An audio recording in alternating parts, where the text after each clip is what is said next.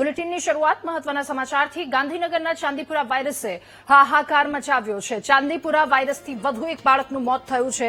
માણસાના ચરાડા ગામના 4 વર્ષના બાળકનું મોત નીપજ્યું। અત્યાર સુધી જિલ્લામાં ચાંદીપુરાથી 2 બાળકના મોત નીપજ્યા તો બાળકોના મોતને લઈને આરોગ્ય વિભાગ દોડતું થયું। ચરાડા ગામના આસપાસના 364 ઘરમાં સર્વે કરવામાં આવ્યો છે। આ ગામમાં ડસ્ટિંગ અને ઘરમાં જંતુનાશક દવાનો છંટકાવ પણ કરવામાં આવ્યો। ત્યારે ચાંદીપુરા વાયરસે વધુ એક બાળકનો જીવ લીધો છે। ગાંધીનગરમાં હાહાકાર। વધુ માહિતી મેળવીશું। સંવાદદાતા મેહુલ આપણી સાથે ફોનલાઈન પર જોડાયા છે। મેહુલ, ચાંદીપુરા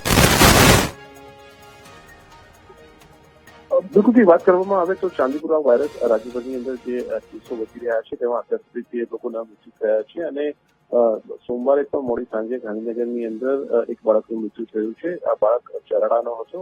ત્યાંથી સામે આવતા આરોગ્ય તંત્ર દ્વારા કાર્યવાહી કરવામાં આવી રહી છે। આરોગ્ય વિભાગે ચરાડાની આસપાસ જે વિસ્તાર જ્યાંથી કેસ આવ્યો હતો ત્યાં જે છે તે કેમિકલનો છંટકાવ ડસ્ટિંગ જે છે તેની શરૂઆત કરી છે। ખાસ સર્વેની કામગીરી પણ કરવામાં આવી રહી છે।